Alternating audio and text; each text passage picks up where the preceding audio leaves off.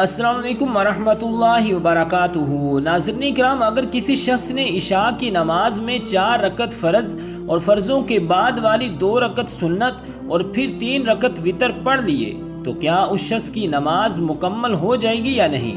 اکثر لوگ عشاء کی نماز ایسے ہی ادا کرتے ہیں، 17 رکعت مکمل نہیں پڑھتے، تو کیا ان کی نماز ہوگی یا نہیں؟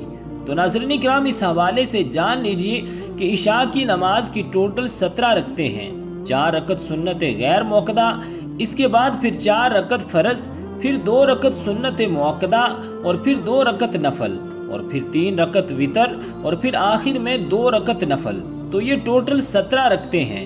اب اس میں جو 4 رکعت سنتیں ہیں جو فرضوں سے پہلے پڑھ جاتی ہیں، یہ سنتیں غیر موقدہ ہیں۔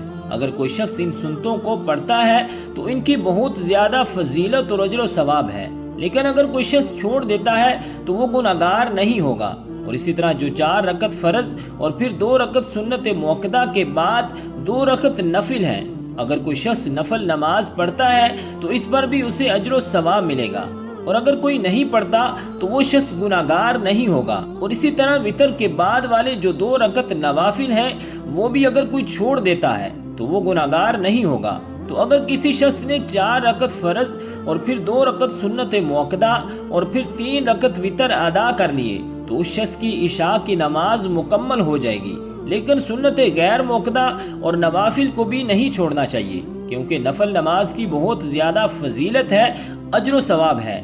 قیامت کے دن اگر کسی شخص کے فرائض میں کوئی کمی نکل آئی تو اس کے نوافل کے ذریعے اس کے فرائض کی کمی کو پورا کیا جائے گا، لہٰذا نوافل اور سنت غیر موقدہ کو بھی نہیں چھوڑنا چاہیے۔ لیکن اگر کوئی شخص 4 رکعت فرض اور 2 رکعت سنت موقدہ اور 3 رکعت وتر واجب ادا کر لیتا ہے تو اس شخص کی نماز مکمل ہو جائے گی۔